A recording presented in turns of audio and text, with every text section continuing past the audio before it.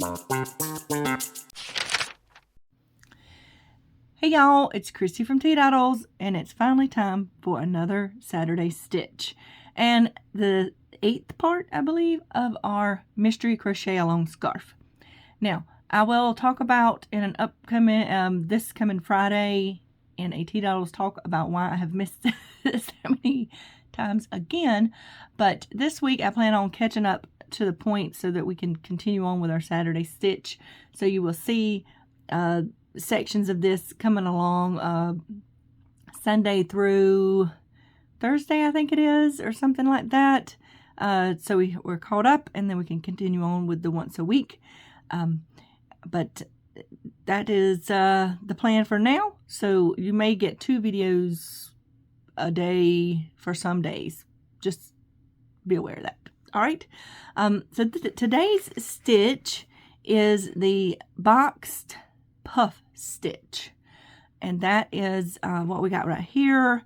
There'll be, well, technically there's 8 rows and a row of double crochet, but I'm going to show you how to do this. This is my practice one, and you can see this side is getting a little crazy. I'm not sure what happened over here, but my other one does not look like that, so I don't know what my stitch count is still the same, so I'm not completely sure what happened in this area, but that's okay. My other one does not look like that, which I'll show you in a moment.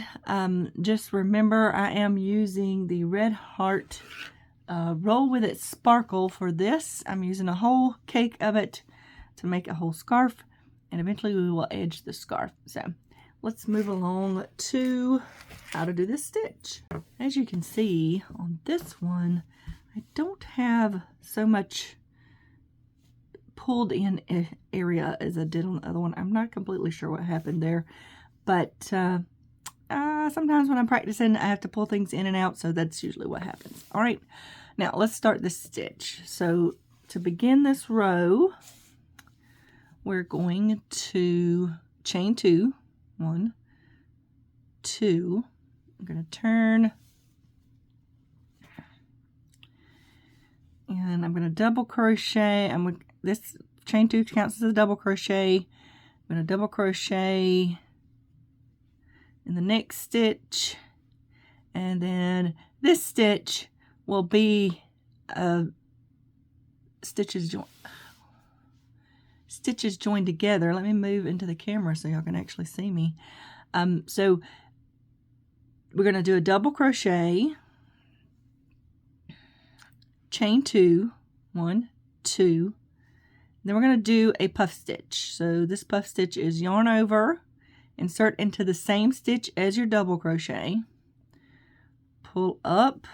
I'm going to pull up even with your double crochet, yarn over, pull up, that's 2, yarn over, pull up, that's 3, and yarn over, pull up, that's 4. So we're doing 4 yarn over and pull ups, and then we're going to pull through all of the stitches on our hook, do a chain to close, and there is our puff. So that is the repeat across this row. We will skip 2 stitches, 1, 2, and in the 3rd stitch we'll do a double crochet, chain 2, and then do our puff stitch in the same stitch as the double crochet. We'll yarn over, pull up 1, 2, 3, and 4 for this puff stitch. We're going to pull through all loops on the hook, chain 1 to close. So that is the repeat across here. You're skipping 2 stitches. In the 3rd stitch you do your double crochet, chain 2, puff. And I'm going to go ahead and go all the way to the end, and then I will meet you back here to show you how to do the next row.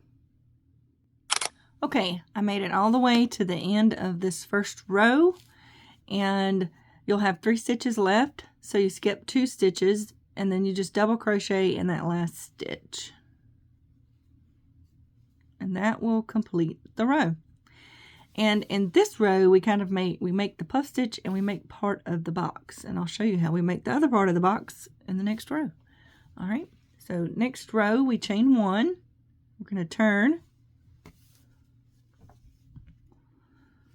just like this, and now we're going to double crochet into the first skipped stitch below. So if we look down in the row below, we have 1 skip stitch, 2 skip stitches. So we're actually double crocheting into this stitch. So if it makes it easier, I like to push this back so I can see my stitch and make sure I'm in the right place and I don't catch anything else. And then we will double crochet. And now this should be, don't make this double crochet too tight. It can draw everything down too much. So if you're normally going really tight double crochets, make it a little looser for this. And now we're going to single crochet in the top of the puff and in this chain 2 space. Just 1 single crochet in the chain 2 space. All right. And that is basically our repeat. You will double crochet into the first, there's 1, 2, into the first skip stitch below. Making sure your double crochet is not too tight. And then single crochet in the top of the puff and 1 single crochet in the chain 2 space. All right. So that boxes in your puff stitch. So that's all we do all the way across. So I'll come back and show you what we do at the very end. Okay, I've done all of this second row and I'm at the end at my last repeat where I single crocheted in the chain 2 space, and you will have 3 stitches. This first double crochet counts, or this first chain 2 counts as a stitch. So you'll just single crochet in those last 3 stitches. There we go. All right, so that is the boxed puff stitch. Now something you will notice, this stands out more on this side, and our granule stitch stands out more on this side. I'm not really paying attention to what side of the scarf it stands out on, because a scarf can be is usually wrapped and it is going to be showing different sides of it. So that's my thought behind it. But if you don't like it that way, you can add in an extra row of single crochets, single crochet or double crochet, so that everything's flipped if that's what you would like to do. But that is the boxed puff stitch. And as usual, if you have any questions about anything, let me know down below.